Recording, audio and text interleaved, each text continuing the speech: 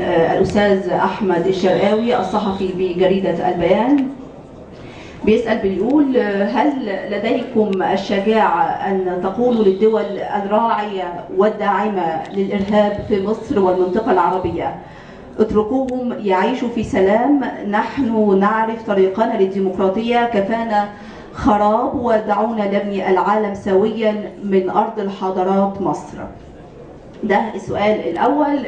السؤال الثاني لحضراتكم من الأستاذ محمد جميل صحفي بجريدة قلب مصر. بيسأل بيقول: كيف تقوم البعثة الدولية بتوعية الشباب عن عزوفهم عن الانتخابات، وما هي الطرق التي ستقوم بها البعثة لزيادة الوعي في المشاركة الفعالة في العملية الانتخابية؟ كمان بيسأل بيقول عن ما هي النسبة الصحيحة لإتمام هذه العملية الانتخابية؟ هل 30% هي نسبة كافية لتمثيل نواب البرلمان عن دوائرهم أم ماذا؟ طبعا طبيعة الأحوال الإجابة مطروقة لممثلين البعثات المحلية والدولية.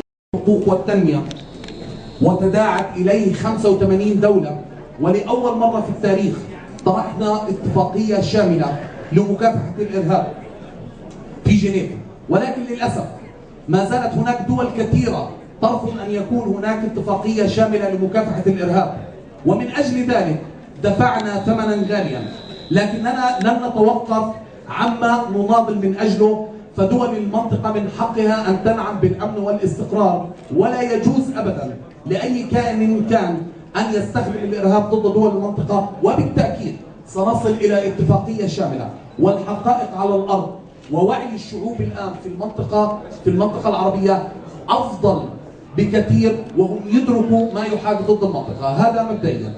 أما بالنسبة لنسب التصويت، أرجو أن يكون مفهوما للجميع أن البعثة الدولية سوف تصدر خلال أيام تقريرا مبدئيا حول المرحلة الأولى من عملية الانتخابات، سيشتمل على جملة من التوصيات وجملة من السلبيات التي رصدتها البعثة، وطرق عمل البعثة، وإحصاءات عينية للمراكز التي زارتها البعثة. بالتأكيد نسبة المشاركة لم تكن مرضية في مصر، ويتحمل المسؤولية أطراف كثر. أول طرف يتحمل المسؤولية أنه نعم نمتلك الشجاعة أن نقول أن الحكومة المصرية لم تقم بحملة وطنية شاملة لتشجيع الناخبين على المشاركة بهذه الانتخابات، ونرجو منها أن تنتبه. ما زالت الفرصة قائمة لتشجيع المجتمع المصري على المشاركة بالانتخابات. الشباب المصري غاضب منذ الاستفتاء على الدستور والانتخابات الرئاسية، ويوجد عزوف. هذا جرس انذار مهم جدا على كل سياسي في مصر أن ينتبه لغضب هؤلاء الشباب، أن ينتبه للمشاكل التي يعاني منها هؤلاء الشباب. يجب أن يتم تهيئة ظروف أفضل من أجل اقتراح معايير وطرق وأساليب تشجع الشعب المصري على المشاركة في هذه العملية.